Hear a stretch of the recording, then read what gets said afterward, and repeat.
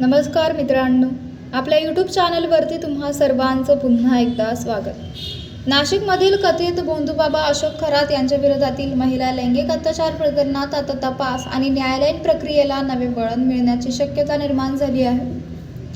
या संवेदनशील आणि चर्चित प्रकरणासाठी राज्य सरकारने ज्येष्ठ विधिज्ञ अजय मेसर यांची विशेष सरकारी वकील म्हणून नियुक्ती केल्याची माहिती समोर आली आहे. गंभीर स्वरूपाचे आरोप, वाढती तक्रारांची संख्या आणि समाजात निर्माण झालेली तीव्र प्रतिक्रिया लक्षात घेऊन सरकारने अनुभवी कायदेपंडितांची निवड केल्याचे मानले जात आहे. या नियुक्तीमुळे प्रकरणाची कायदेशीर बाजू अधिक भक्कम करण्याचा प्रयत्न केल्याचे संकेत मिळत आहेत. ज्येष्ठ वकील अजय मेसर हे गुंतागुंतीच्या आणि उच्च प्रोफाईल गुन्हेगारी खटल्यामध्ये अनुभवी नाव मानले जाते.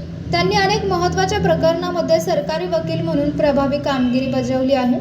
2008 मधील मालेगाव बॉम्बस्फोट प्रकरण, 2011 मधील दादर ऑपेरा हाऊस बॉम्बस्फोट, आंतरराष्ट्रीय गुन्हेगारी पार्श्वभूमी असलेली रवी पुजारी प्रकरण तसेच नाशिकमधील बहुचर्चित धान्य घोटाळा प्रकरण या प्रकरणामध्ये त्यांनी सरकारी बाजू मजबूतपणे मांडत न्यायालयीन प्रक्रियेत महत्त्वाची भूमिका बजावली होती. त्यामुळे खरात प्रकरणातही न्यायालयीन लढाई अधिक तीव्र होण्याची शक्यता व्यक्त केली जात आहे. अशोक खरातची पोलीस कोठडी आज संपत असून त्याला न्यायालयात हजर करण्यात येणार आहे. पोलिसांकडून कोठडी वाढवण्याची मागणी केली जाण्याची शक्यता आहे.